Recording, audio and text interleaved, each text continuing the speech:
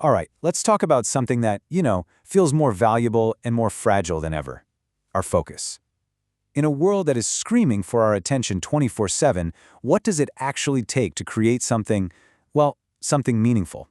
It turns out, it all starts with a single powerful idea. And it all begins right here. See, a vision isn't just a goal you write down, it's a real commitment. It's the starting line for any great work, and to survive, it needs one thing above everything else: your undivided attention. So, okay, how do we protect that vision? Well, the first step is to stop thinking about focus as just, concentrating harder. That's not it. We need to start thinking about it like we're building a sanctuary. I love this idea of focus as a sanctuary. A sanctuary isn't something you just find, it's something you build deliberately. As one source puts it, distraction is a thief. So, to create anything, you first have to build a wall against the world. It's an active defense of your own mental space. And this really raises the stakes, doesn't it? That wall, that sanctuary, it's not just about keeping the noise out. It's about keeping you in, fully present with whatever is in front of you. Because a brilliant idea is pretty much powerless if you're not there to execute it. So, what does this sanctuary actually feel like in practice? What happens inside those walls? Well, let's imagine a craftsman in their workshop. For them, it's not just work, it's a ritual. There's a whole process to it. First, you lay out the blueprint. That's the map for your vision. Then you get your tools ready.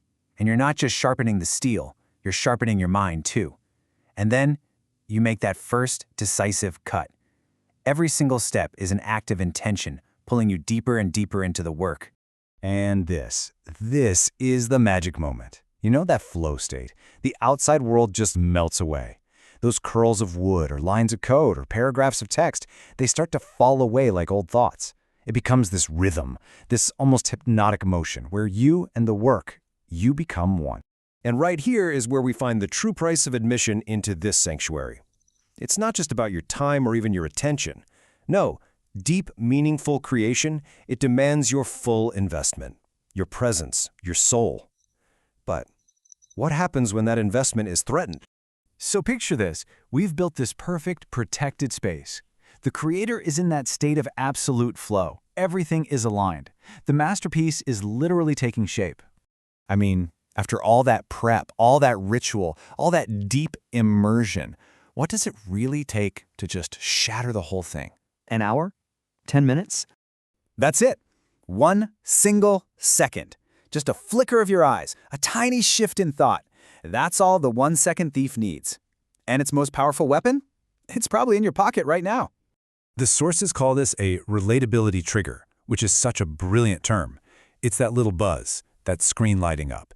It's so common, so relatable, that we barely even register its catastrophic power to just yank us out of our sanctuary and throw us back into the chaos of the outside world.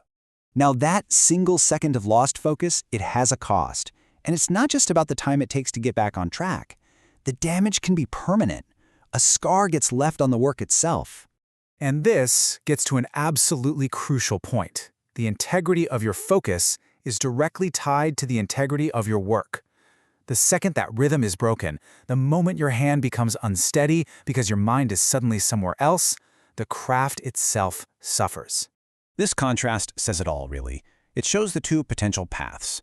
On one side, you have the vision, the flawless piece, born from patient, uninterrupted flow. And on the other, you have the reality after that 1-second interruption, a beautiful but scarred piece, a permanent reminder of a moment of impatience. This just gets right to the heart of it, The final quality of whatever we create is a direct reflection of the mental state we were in when we made it. Unbroken patience lets the true form emerge, but a single moment of impatience, it introduces a flaw that you might never be able to fix. So, what does this story of the craftsman really teach us? Well, it's a pretty powerful lesson about the proactive, non-negotiable need to protect our vision by, you guessed it, protecting our focus. Let's just break this down. First, never ever underestimate the high cost of just a moment. These tiny little interruptions, they leave scars. Second, focus isn't something that just happens to you. It's an active choice you have to make to build that sanctuary every single day. And finally, the ultimate truth, The quality of your work will never, ever exceed the quality of your attention. I want to leave you with this final thought. It kind of reframes this whole conversation. This isn't just about finishing a project or trying to be more productive. It's about how we choose to live.